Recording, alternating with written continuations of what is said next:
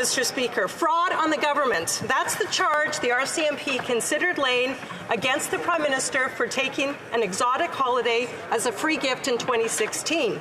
Recent documents show the RCMP knew he committed the illegal act, but they also knew there was a loophole that he could have used. As silly as it might sound, the Prime Minister could have written himself a note, given himself permission to take the holiday. So my question is this: did the Prime Minister give himself permission to take that free holiday in 2016?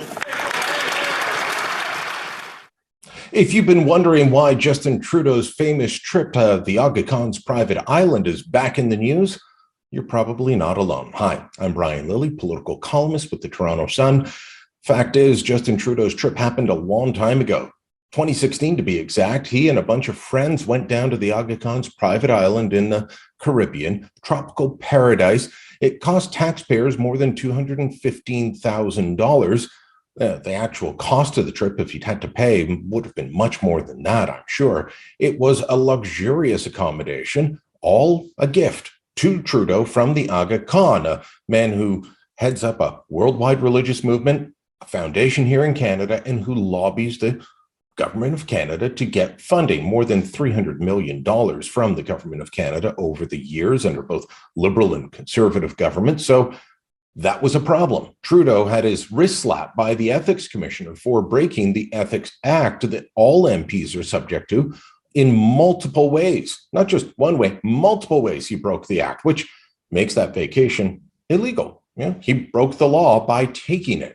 Well, turns out, and this is why it's back in the news, that Trudeau was also under potential investigation by the RCMP for committing fraud. Yes, because when you take a gift from someone you are doing business with as a government official, that's considered fraud against the government. If someone who's in charge of buying items for the Government of Canada starts taking gifts from the person selling them, well, they can be charged.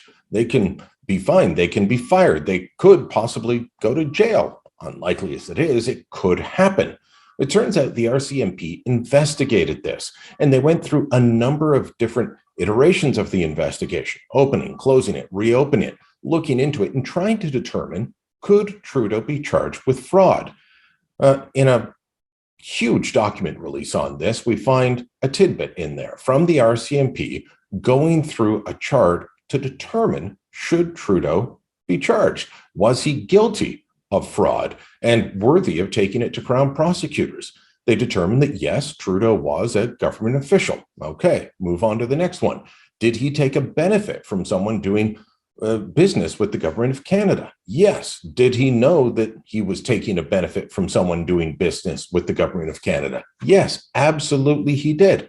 Now, there's a loophole in the law that says if the head of your department gives you written permission to take the benefit, you can take it and you're not in violation of the law. A strange loophole, but it's there. Well, that would mean Trudeau, as the head of government, would have to give himself permission. He admitted in the House of Commons that he didn't, but the RCMP didn't ask that question. They just said it was unknown and they dropped the investigation. Now, should Trudeau have been charged? That's a loaded political question. But the RCMP's own document shows they should have gone forward with charging him, and they didn't because they didn't know the answer. Did he give himself permission? But they also didn't ask. They felt that it wasn't in the public interest to treat Trudeau like anybody else working for the government, including perhaps the RCMP officers themselves who are subject to that same law. It is an awful situation that makes the RCMP look incompetent and inept and unable to actually police the heights of government that they're supposed to. When corruption happens at the highest level, and I'm not saying this is corruption, but when corruption happens at the highest levels of government, will you now trust the RCMP to look into it thoroughly, or to sometimes say, this could be sticky, let's look away, let's drop the investigation? Because that is what happened here, and it's completely unacceptable. Let me know what you think. Drop a comment down below, share this on social media, and don't forget to subscribe to our channel.